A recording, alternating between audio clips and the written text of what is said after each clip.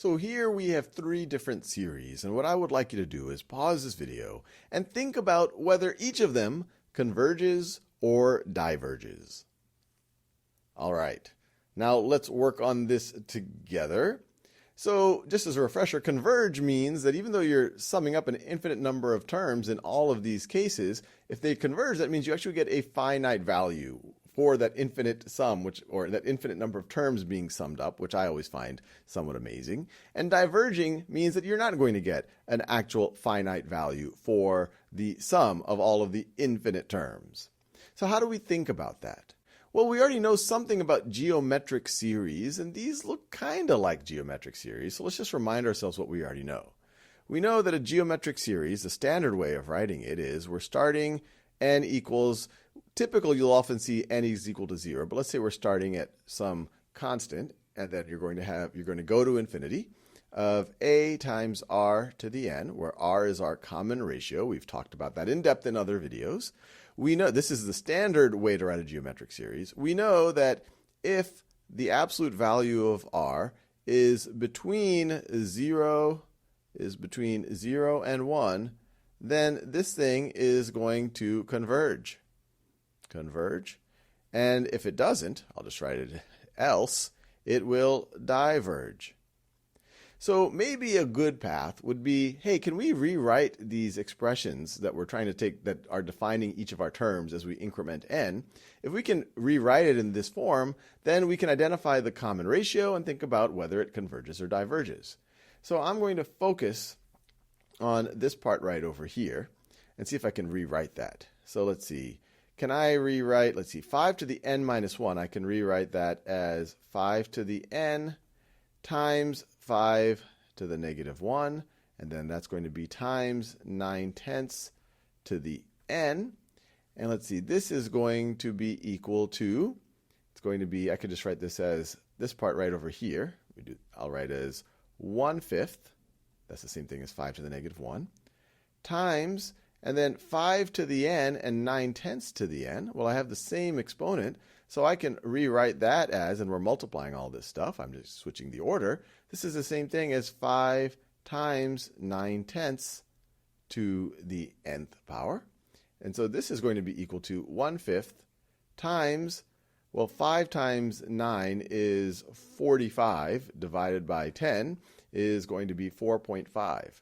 So times 4.5 to the nth power. So that original series I could rewrite as, just for good measure, I'm starting at n equals 2, I'm going to infinity, and this can be rewritten as 1/5 times 4.5 to the n.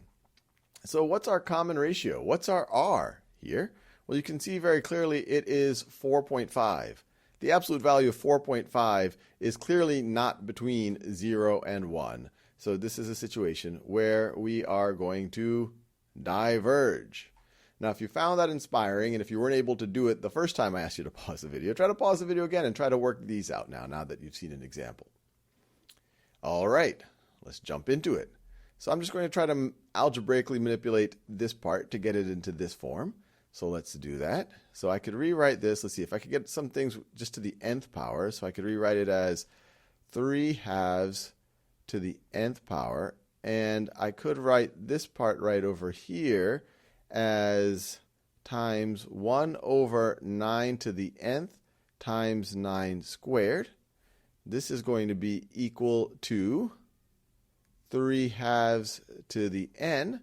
And let's see, I could factor out or bring out the 1/9 squared. So let me do that. So I'll write that as 1/81. I'll write it out there. So that's this part right over there. 181 times 3/2 to the n times 1/9 to the n. But 1/9 to the n, that is the same thing as 1/9, all of that to the nth power. And the reason why I did that is now I have both of these things to the nth power, and I can do just what I did over here before. So this is all going to be equal to 1/81 times 3/2 times 1/9 to the nth power. These are just exponent properties that I am applying right over here.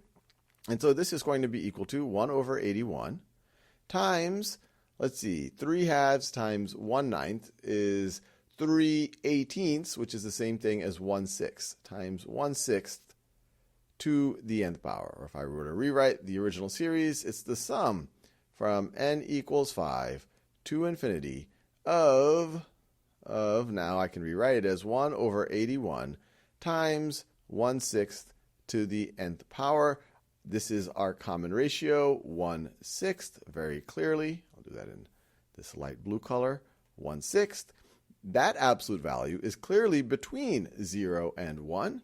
So this is a situation where we will converge. Converge. Now let's do this last example. I'll do this one a little bit faster.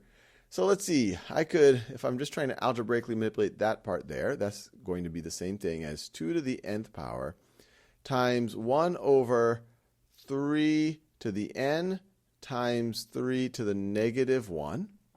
Well, this is going to be the same thing as 2 to the n times 1 over, why did I write equals?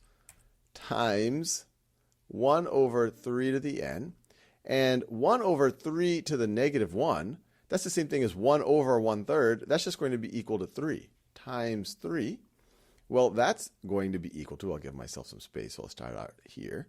That's equal to, I'll put the 3 out front, 3 times 2 to the n times, and 1 over 3 to the n is the same thing as 1/3 to the nth power. And so this is going to be equal to 3 times 2 times 1/3, all of that to the nth power.